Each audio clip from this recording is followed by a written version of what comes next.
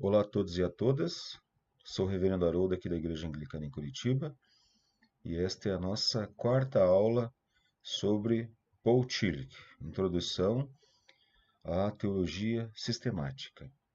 Vamos revisar um pouquinho sobre o que nós já conversamos.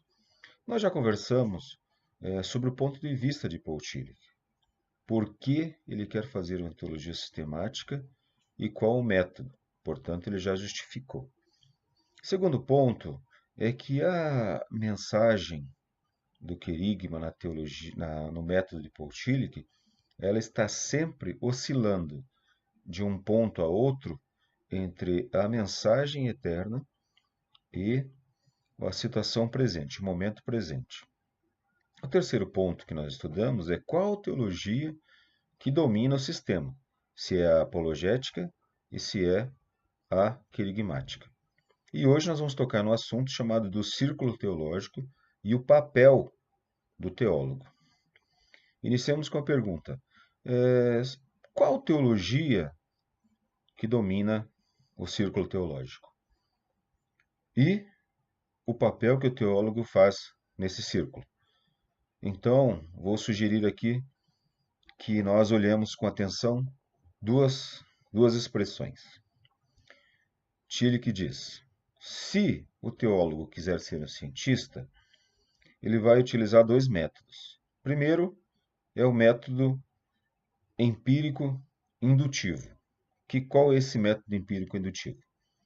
Ele vai na Bíblia e retira da Bíblia um monte de histórias particulares e experiências particulares e faz aí um princípio.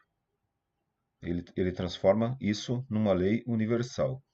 Ele busca dados da experiência pessoal, junta todos esses dados, coleta e esses dados resultam uma verdade geral. Então, o teólogo tem oscilado, primeiramente, desse lado, mesmo sendo redundante. O segundo método que o teólogo pode usar é o método metafísico dedutivo. O que significa o método metafísico dedutivo? É o método kantiano. É o indivíduo que coloca conceito nas coisas, é o idealista. É ele que vai dizer: a minha fé é dessa forma porque eu, pessoalmente, tenho essa experiência pessoal e intransferível com a teologia. E a sugestão de Tillich é que nessa oscilação entre dois polos dos teólogos que estão no círculo, ela seja um papel de dentro e fora. O teólogo precisa estar dentro do círculo, que é a questão da experiência pessoal, e precisa estar fora do círculo para coletar os dados da experiência. Não há privilégio para uma nem para outra.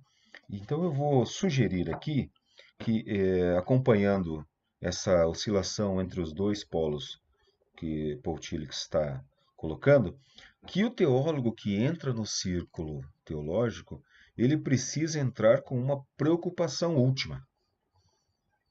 Essa é uma expressão importantíssima que devemos anotar de Paul Tillich. Preocupação última.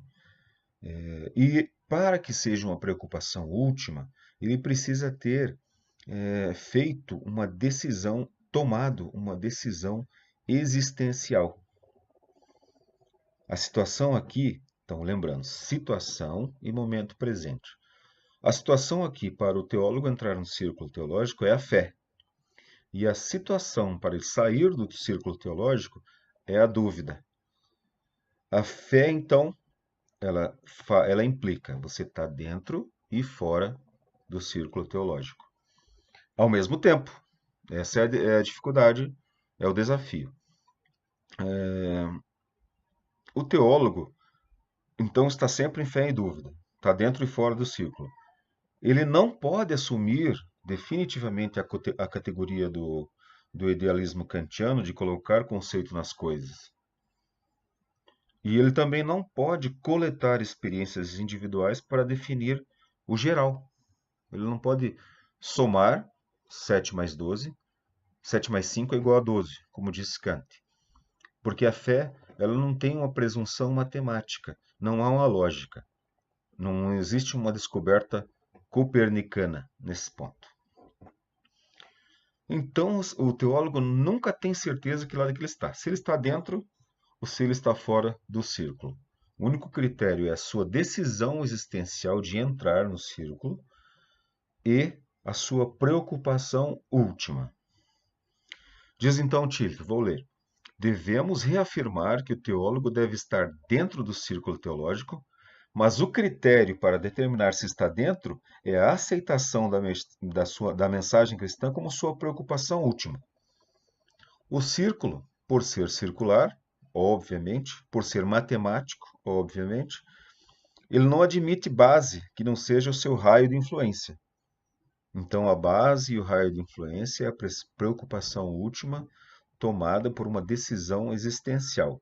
Não importa o método que ele use, se é indutivo ou dedutivo, ele vai precisar entender que estar dentro e fora é uma dependência do teólogo. Por isso, essa é a função do teólogo. Tá ok? Obrigado pela atenção. Nos encontramos em breve. Um abraço a todos.